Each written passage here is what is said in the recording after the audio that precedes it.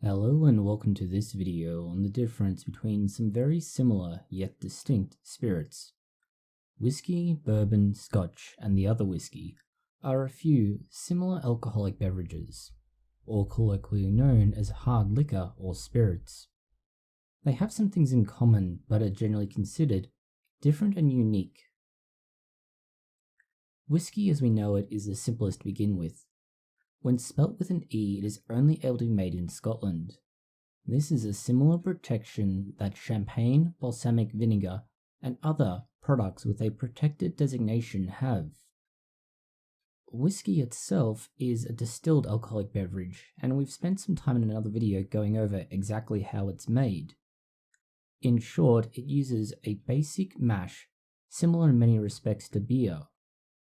This is then fermented and distilled in a pot still through a number of runs.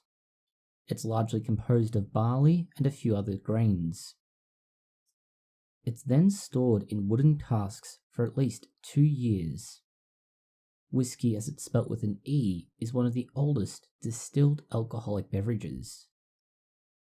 Whiskey without an E is fundamentally the same. The distinction is it can be made in any other country than and including Scotland.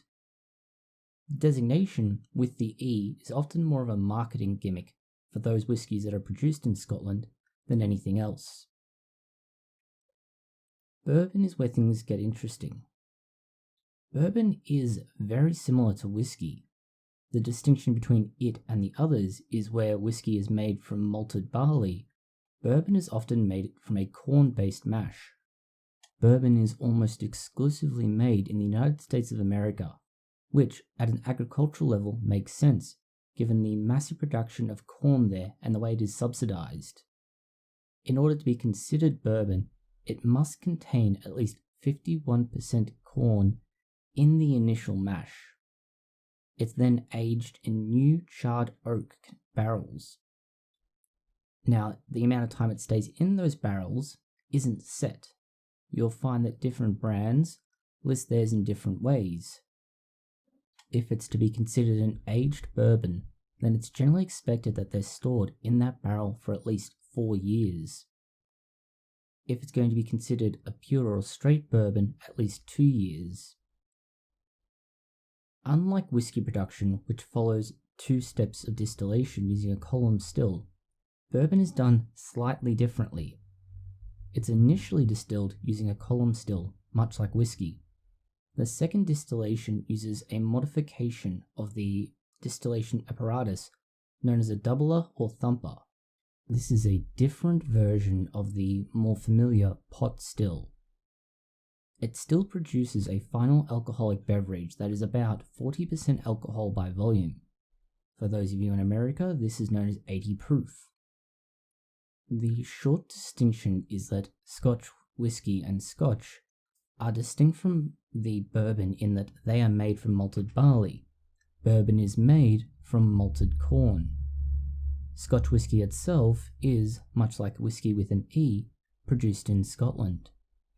The only distinction of note worth here is that there is a very clear minimum aging period. You also get other designations, such as single malt, which we've covered previously. Then you need to consider the final value.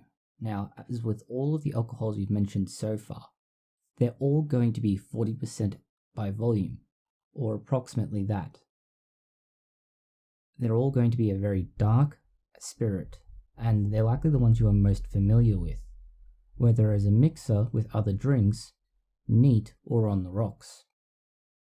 These are the 4 dark spirits you would be familiar with. There are, of course, others, but the others rarely get confused so easily. For the most part, you can think of bourbon as being a version of whiskey that's simply been made by using corn as the sugar substrate to get that alcohol. Many of the same ideas apply to bourbon production as to whiskey, with the slight distinction of just how you're going to get sugar.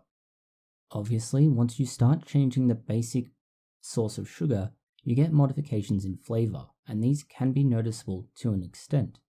But overall, for most people, the idea that they are the same but differently labeled beverages isn't that far off the mark until you start getting into the details. Thank you for watching this video. If you have found it interesting, consider liking, sharing, and subscribing. Please post any comments, questions, or suggestions you might have below.